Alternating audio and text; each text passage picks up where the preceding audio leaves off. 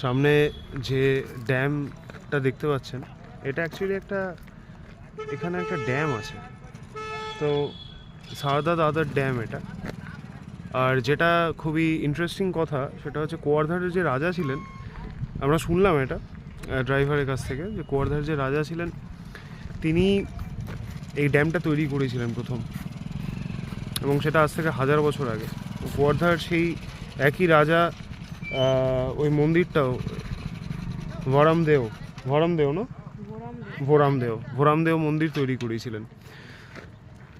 ভোরামদেও মন্দির আপনারা যারা এদিকে আসবেন তারা দেখবেন এসে। মন্দিরের ভেতরে কোনো ব্যাপার স্যাপার তো ওরমভাবে তুলে বোঝানো যায় না, তোলা উচিতও নয়। আপনারাই দেখবেন, এক্সপিরিয়েন্স করবেন, দুর্ধর্ষ। খুব ভালো লাগছে।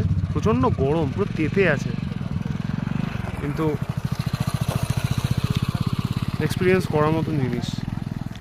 এখানে হিস্ট্রি জানতে হবে আরও ভালো করে, এবং যত আমরা এগুলো দেখলাম, আমরা এক্সকাভেশনের মাধ্যমে যে প্রস্তর মূর্তি যা যা বার করেছে তার কিছু ছবি টবি তুলেছি, এবং সেখানে যেরকম ধরনের রূপক দেখলাম বা যা দেখলাম মূর্তি টূর্তি, মহাদেব আর পার্বতীর তান্ত্রিক ক্রিয়াকলাপ এবং সেই ভার্সেস,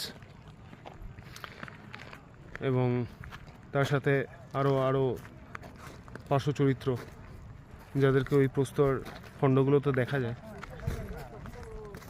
সে বিষয়ে আরও অনেক কিছু জানার আছে, বোঝার আছে।